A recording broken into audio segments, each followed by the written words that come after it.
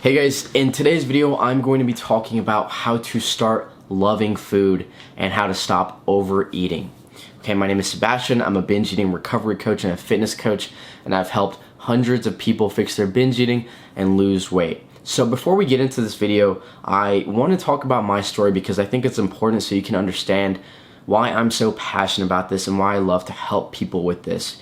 Okay, and this is going to be a longer video, but I guarantee if you watch it all and actually start to implement, you're going to create a healthier relationship with food day by day. So to kind of give you guys some context, I'm Colombian, I'm Hispanic, I'm pretty sure you can tell, but I grew up in a Hispanic household, obviously. Okay, and so the way I grew up is, when my mom would serve me dinner, our family, even when I was full, my parents told me, hey, eat all your food. And I would tell them, like, I'm full, I can't eat anymore, but they would still force me to eat, food, okay? And so, obviously, my parents grew up in the slums of Colombia, so for them, food is a completely different concept. It was rare for them to have, tons of food. There'd be nights where they didn't even eat and they had to go to sleep without having dinner, right? So for them, food is like this amazing thing, and it was rare, so they always ate everything because they didn't know the next time that they were going to eat. Now, obviously, the way I grew up, they worked very hard, so I would never have to deal with that. But since they had that scarcity mindset of food, they put that on me, and so I was forced to eat even if I didn't feel like it, right? Even if I was completely full and I couldn't eat anymore. And so what that does is it creates an unhealthy relationship with food, and it messes up your hunger signals, your hunger cues. You think, okay, I need to keep eating even though I'm full. I don't know why. But it's because you've been conditioned that way. And so after speaking with hundreds of people on consultations or whether it's via Instagram DMs, the main thing that I have come to find out and that I've kind of realized is that, when it comes to overeating, when it comes to binge eating, the main reason that we deal with eating disorders is because of the way we were brought up, typically. Because of the way we were brought up, whether it's, the people that are close to us, like our family, or whether it's like school, whether it's like strangers shaming us, right? It's the way you were brought up. That is the main reason, eating disorders exist. But one thing I want to say is that although you may be a product of those circumstances, it doesn't mean you have to be a victim to them, right? And it's very important to understand this and not talk about yourself in a negative light.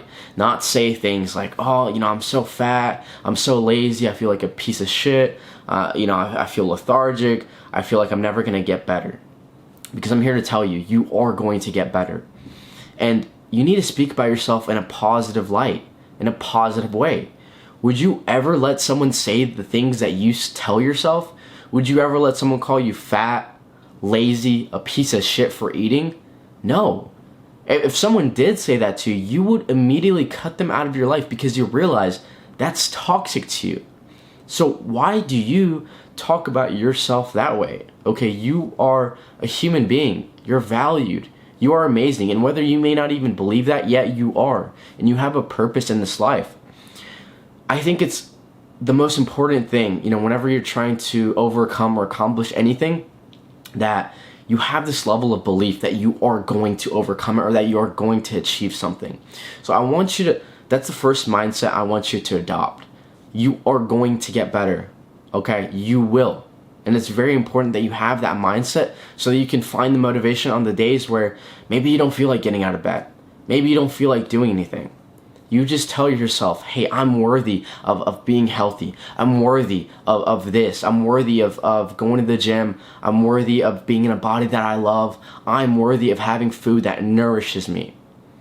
Right? And so another thing I want to mention is it's very important to start thinking about food in a positive light as well, right? Food is fuel, guys. We literally would not survive without food. It is not the enemy, right? And so once you start to realize that food gives you fuel, it gives your cells energy, it gives your brain mental clarity, that's when your relationship with food starts to get better. Don't think about it like, oh, like if I eat this is terrible for me, I'm a fuck up. Like, no. Food is only serving you. Right? So it's just about finding the foods that are going to serve you best. So now that I've talked about kind of my story, when I got, when I moved out of my parents' house and I lived on my own, that's when I kind of realized, like, I didn't realize at the time, when I was living with my parents, like, hey, like, I'm overeating. But then when I lived by myself and I had to start cooking on my own, or if I didn't have time to cook, I would go out to eat to fast food places. So let's say at night, 6 or 7 p.m., I would get Chipotle or something. And I would eat my entire bowl and I'd be like, okay, I'm full. But then I would still go snacking because my body was so conditioned with the way I grew up that I felt like I needed more food, more snacks, right? It was just my subconscious. So I would eat, chips, cookies, ice cream. Sometimes I would even go out again for seconds for fast food. I'd go to the Jack in the Box right next to me, which was highly inconvenient, but it was right next to me, and so I'd get tiny tacos, my favorite order, fries, large fries, ranch, a soda, right? And so I would consistently overeat, and I didn't realize this because of the way I grew up. But like I said, guys, you are just a product of your circumstances, but that doesn't mean you're a victim, okay? You will get better, and it's first about having that belief that you're going to overcome this and you're going to get better. So I want to leave you guys with that, but now I want to talk about the actual triggers of binge eating. And it's very important that you identify these triggers. That way you're able to implement a plan to solve these triggers and prevent it from happening. Because guys, binge eating recovery is not like you're gonna snap your fingers, you're never gonna binge eat again. I like to think of it like a marathon, not a sprint. Okay, so it's about reducing the amount of times that it happens and being more conscious of when you're eating, so this way it doesn't happen. A lot of the times when we binge eat, let's say maybe you're watching a show, maybe you're on your phone scrolling, right? Guys, one of the easiest things that you can do, turn off the TV, turn off whatever you're watching, put your phone down, and just eat. That's what our ancestors used to do. They used to just eat the food that was, on their table and actually process it and think about it. How is this making me feel? Actually chew the food and, do several chews. Realize like, okay, like this is good food, it's going into me, it's going to nourish me, right? And when you become more conscious, instead of just scrolling on TikTok and eating food at the same time, because that's unconscious behavior, you're just eating. And so you're not even realizing that you're actually eating, and that's what's going to make you snack afterwards. So start to, put the phone down, stop scrolling on TikTok, and actually be conscious of when you eat. So now let's talk about the main triggers that I find in people. So there's 3 main triggers that I have found in people when they binge eat. There's stress, there's boredom, and there's restriction. So let's talk about stress first, okay? The stress trigger is typically, let's say someone goes through trauma, or maybe it's something even less serious than that. Maybe they're just stressed from work. Maybe they're just stressed from college. Maybe they just had an argument with their spouse. And the first thing they think about is like, how can I cope? Binge eating and overeating is just a coping mechanism, right? And so the first thing that they look for is like, let me grab this bag of chips, let me eat this donut. Because what it does when you eat these highly palatable foods and junk food and fast food is it spikes your dopamine and it makes you feel good in the moment. And so once you do that over a consistent period of time, you start dealing with your stress in that way. You start to think, okay, stress bad, but food good. But it's not a healthy coping mechanism because it's affecting you in other ways. Okay, it's just like with drugs or alcohol. Sure, it may make you feel good in the moment, but it's not a healthy coping mechanism because it's harming you long term. Maybe it's making you gain weight. Maybe it's making you feel slow. Maybe it's making you feel lethargic. Maybe you have uncomfortable bloating, right? Maybe you're not fitting into your clothes anymore. And so when you have a coping mechanism that maybe it feels good in the moment, but it hurts you long term, that's not a healthy coping mechanism. So what you have to do is deal with your stress and healthier coping mechanisms. Right? Maybe you can do a hobby that you used to love. Maybe you can go and do a sport. Maybe you can try something new. Maybe you can go out to the park. Maybe you can go for a swim. Maybe you can go painting. Maybe you can watch one of your favorite shows, a podcast. I personally love horror movies and comedy podcasts. And so that can take the stress away, right? And it's not really harming me negatively. So it's very important that you start looking for healthier coping mechanisms. I'm not saying you can't ever have food to make you feel good, but don't use that as your only coping mechanism. Start to look for other ways that are going to help you feel good. Now, the next trigger that I see a lot of people have is boredom. Maybe you're off of work on a Saturday, or maybe you don't have anything really going on a specific day, and the first thing that you do is just open the pantry. Every 30 minutes you're opening the fridge, grabbing a snack, grabbing a popsicle, grabbing some ice cream, right? And it's because you're bored, right? So Again, it's the dopamine thing. When you eat fast food, junk food, sweets, it spikes your dopamine so you feel less bored, right? So the best thing that I would say that you can do if you struggle with this is start to fill out your calendar. And I know this sounds very like meticulous to do, but literally every hour have something that you're aiming or striving to do. Maybe 8 a.m. you wake up, 9 a.m. get ready for the gym, 10 a.m. to 11 a.m. you go to the gym, 12 p.m. you're eating lunch, 1 p.m. you're doing yoga, something, right? Every hour have something you're doing so that you don't feel bored. Because when you're bored, I always say, guys, being bored is the worst thing that you could do for yourself, okay? This is how people, get into bad habits, like I mentioned earlier, drugs, alcohol, because you're looking for ways to overcome boredom. So start looking for things that you can do. Maybe another thing is maybe you're putting something off and that's why you're bored. Maybe you're not doing a homework or a research project that you're supposed to be doing and you're supposed to be doing it. Or maybe you have some assignments you're supposed to be doing for work. Maybe you have, something in your business that needs to be done. So actually do those things, and that way you're not bored and you're actually doing something productive instead of just eating. Because guys, eating is not productive. It's just something that your body needs, and we need food obviously to survive. But if you're bored and your first thought is like, okay, let me eat to cure my boredom, that's an unhealthy way of thinking, right? So start to look for more productive tasks and have something every hour in your schedule to cure your boredom, to help with boredom. Okay, and the third main trigger is restriction. And this is a very, very common trigger. So let's say, you skip breakfast. Maybe you don't have anything all day. You have a light snack in the middle of the day, and then at night it's dinner time. You have a dinner, but the thing is you didn't have any food in you all day, so you're gonna have cravings like in 30 minutes, maybe an hour, and that's where you end up overeating on snacks. Maybe you grab more food, maybe you eat a ton of ice cream, whatever the case may be. So when it comes to restriction, the most important thing you have to realize is you have to be feeding your body literally, I would say every 2 to 3 hours. Have smaller size meals. Have something in your stomach every 2 to 3 hours. I'm not saying, have 5 huge meals throughout the day, but maybe 5 smaller size meals. Between 400 to 500 calories, 300 to 400. It really depends on you, your body type. But have some protein in there. Okay, guys, protein is huge. It's not just there to build muscle. Protein is going to help you feel satiated. Have some chicken in there. Maybe a protein shake if you're on a time crunch. Maybe you don't have time to cook, just have a protein shake. Some quick carbohydrates, maybe some rice cakes. You can make some potatoes, right? Have some veggies in there. Veggies have a lot of fiber, and that's going to help keep you full as well. But you want to have something in your stomach every 2 to 3 hours, and that way when nighttime comes, you're not having all these terrible cravings and you don't go overeating. Okay, so those are the 3 main triggers and some things you can do, some things you can implement to really help with those triggers. Now, I want to give some tips that, maybe I don't talk about too much that can actually really help you with binge eating. Okay, water intake is huge. Okay, make sure you're drinking lots of water and you're not just drinking like soda throughout the day. You're not just drinking diet sodas throughout the day. Have just regular water. You can even add some water flavoring to it. There's 0-calorie sweeteners like Mio. Or I use these little packets from Walmart as well, right? If you don't like the taste of regular water. But make sure you're having at least half a gallon to a gallon of water a day, because sometimes you're actually not even hungry. You're just thirsty and your body thinks you're hungry. But when you have enough water in you, that's really going to help with cravings. It also helps with weight loss. Another huge thing is sleep. Guys, you should be getting 8 hours of sleep every night. It is so huge.